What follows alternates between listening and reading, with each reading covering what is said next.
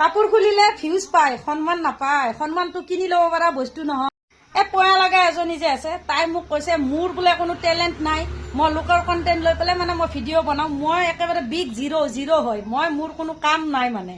প্ৰথম কথা হ'ল মই লোকৰ ভিডিঅ' লৈ দুই এটা বনাইছোঁ, কাৰণ কিবা মই ভুল পাইছোঁ। মোৰ জাতি, মোৰ ধৰ্মক ধৰি পেলাই কিবা ক'ব, মই এনে এৰি নিদিওঁ। 100 বাৰ কি মই 1000 বাৰ ট্ৰল কৰিম। সেইটোত কিয় লাজ পাইছা? দ্বিতীয়তে হ'ল মোৰ টেলেণ্টৰ কথা নক'বা। টেলেণ্ট মাই ফুড বুলি কওঁ। তেনেকুৱা কাপোৰ খোলা, কেনেকুৱা আধা মৰা পয়া লগা বডি লৈ পেলাই দেহাত কাপোৰ পিন্ধাতকৈ নিপিন্ধাই ভাল। ৰাইজে একো দেখা নাপাব, কাৰণ একো নাইয়ে। এতিয়া ধৰক মই সেইটো টেলেণ্ট দেখাব নোৱাৰোঁ। মোৰ দেহাত কেলছিয়াম আছে, প্ৰটিন আছে, মোৰ গাত গোটেই ভিটামিন আছে। ওপৰৱালা নাৰাজ হ'ব সেইখিনি ক'লে, গোটেইখিনি বস্তু মোক দি থৈ দিছে। মই তেনেকুৱা কৰিব নোৱাৰোঁ। আৰু দ্বিতীয়তে হ'ল মোৰ এটা পৰিয়াল আছে। তহঁতৰ দৰে এৰি দিয়া গুৱাহাটীত আহি ভাড়া ঘৰ লৈ পেলাই গৰু নহয়, এৰি দিয়া ঘোঁৰাৰ দৰে তহঁতে মতাই মাইকী মিলি পইচা ইনকাম কৰি আছা।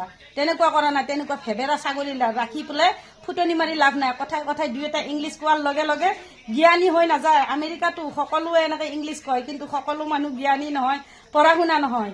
বুজিলি অলাগাধ্য? মই এটাই বিচাৰোঁ যে মোক মানুহে মৰম কৰক, পচন্দ কৰক। মোৰ যাতে দুই এটা কথা শুনি মানুহে মোক ভাল পাওক, আৰু মই যাতে সদায় প্ৰতিবাদ কৰি যাব পাৰোঁ।